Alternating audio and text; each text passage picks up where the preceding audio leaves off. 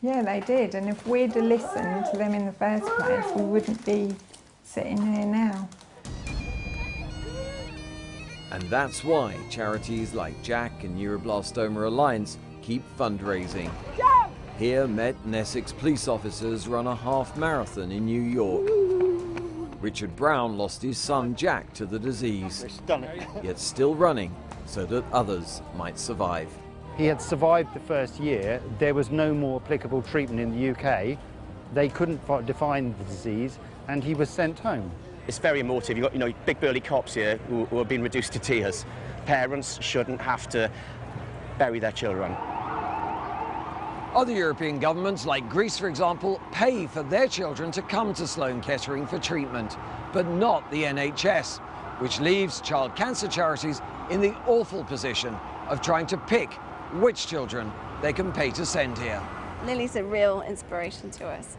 I mean, it was a very costly treatment that she had to go for, but she wouldn't be here today if it wasn't for that. And as much as we'd like to say we could just send them all abroad, it's just too expensive and we couldn't sustainably fund it. So we're trying to look for ways to bring these innovative treatments into the UK. With £300,000 raised, they asked a medical panel to pick the most promising trial for Britain. They chose a vaccine from Sloan Kettering that hopes to teach a child's body to destroy cancer. 3 years into the New York study, 12 of the 15 children remain disease-free. They got the vaccine. It's a great joy to see somebody who, as I say, had a high-risk disease, had a relapse, and everybody kind of writes them off.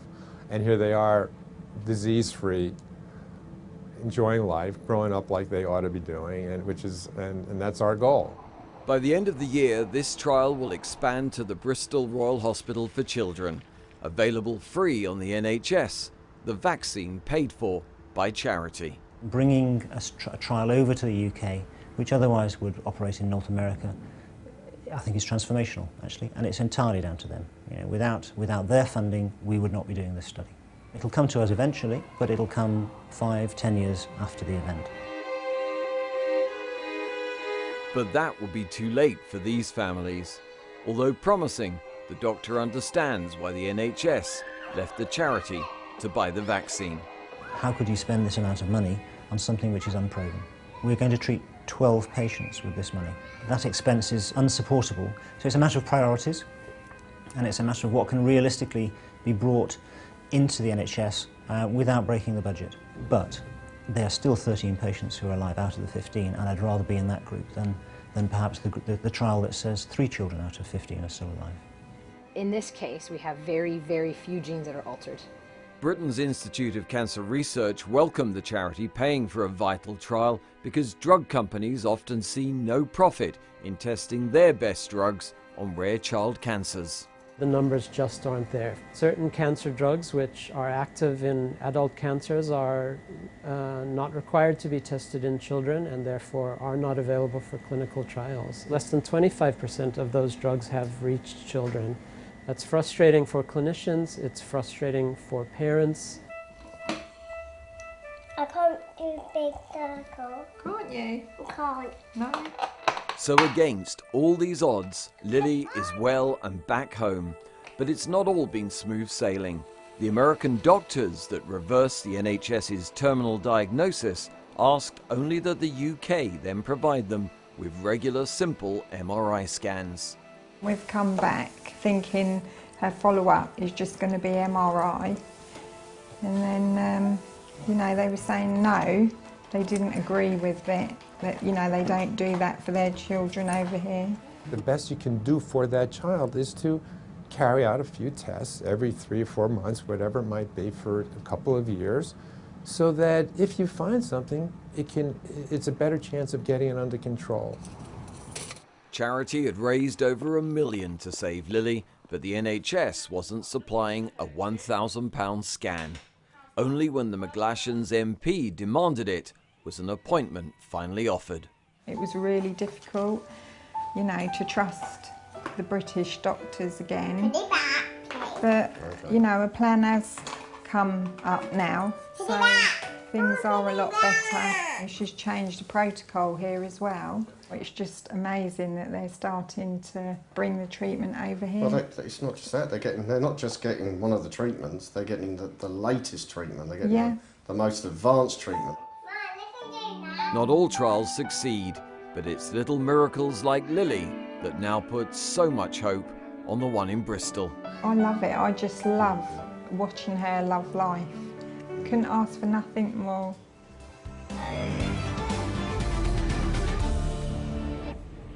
This Friday, a brand new gallery will be opening up right in the heart of the City of London. It'll give the public a chance to see with their own eyes some of the highlights of the city's priceless collection of heritage treasures. We sent Maxwell Hutchinson to get a sneak preview of some of the amazing artefacts that are going on display.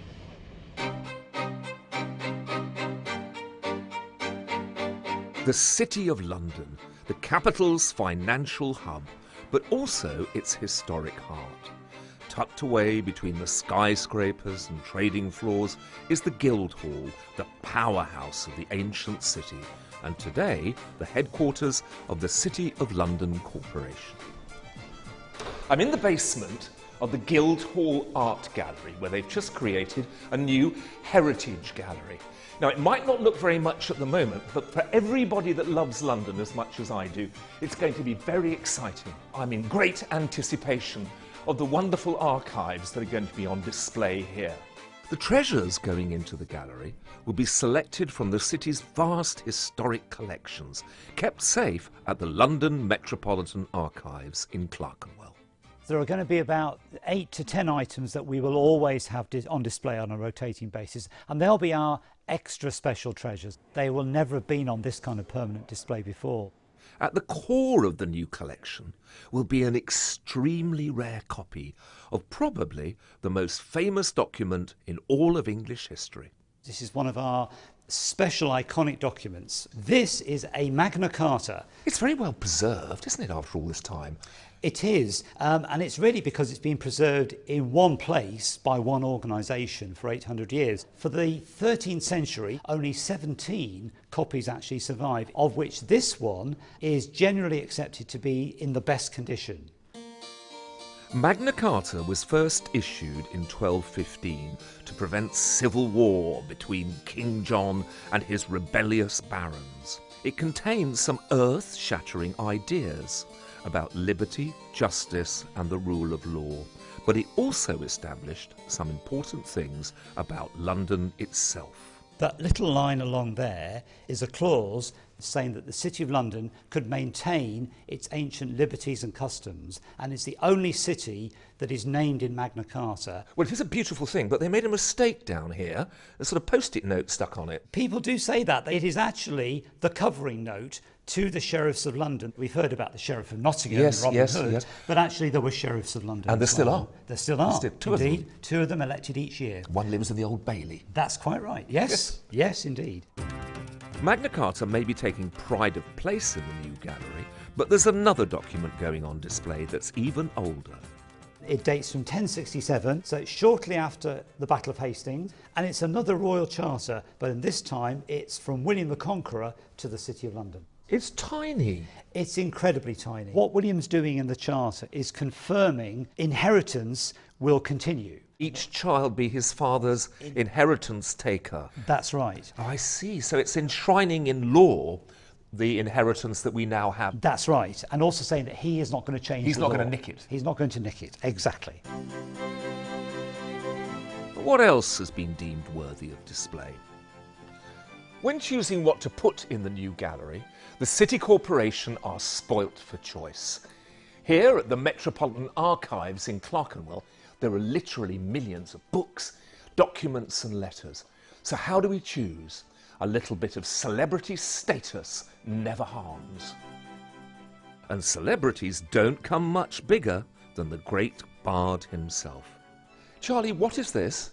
It's a title deed, Maxwell, and what makes it special is that it's a property that was sold to William Shakespeare. And what makes it extra special is that it is one of only 6 documents in the world that has Shakespeare's signature. Very splodgy. And where was the property that he bought? The property was in Blackfriars. One of the theories is that the Blackfriars Theatre was where his company, the King's Men, put on their plays in the winter. Another theory is that it was an astute property investment. He actually lived in Stratford most of the time. So he was an investor? That's quite possible. A property investor? Yes, and not how we think of Shakespeare. It's not how we think about him at all. It is important that, as part of our picture of Shakespeare, that we sort of reclaim him as a Londoner, if you like. Yeah, and he's our man. He is, absolutely, and I think the deed helps us do that. Another item of celebrity memorabilia is a diary belonging to the 17th century scientist, architect and man about town, Robert Hooke. This is amazing. It's completely illegible, but it's a wonderful looking page or two. He's got so many ideas in his mind. There's so many things buzzing around, so many experiments he wants to do, important conversations he's had with people down the pub. So he tries to squeeze it all in. So this tells us a huge amount about what life was like in 17th century London. It does, yes. He went to the theatre, he looked at the progress of buildings, and he thought about everything that he saw and commented on it in his diary. So yes, it gives you a fantastic picture.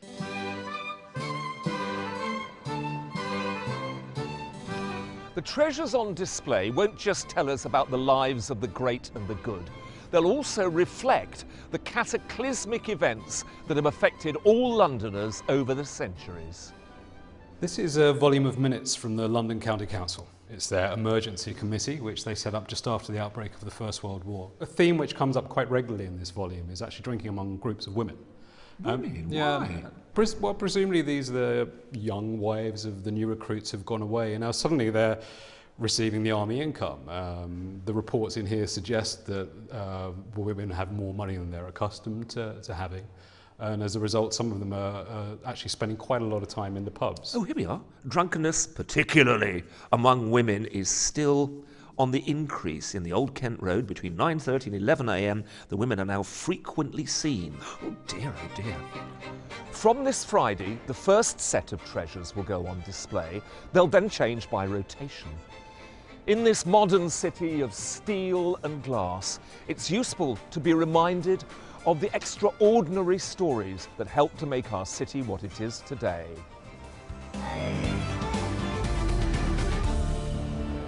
Maxwell Hutchinson there, something of a heritage treasure himself, I should say.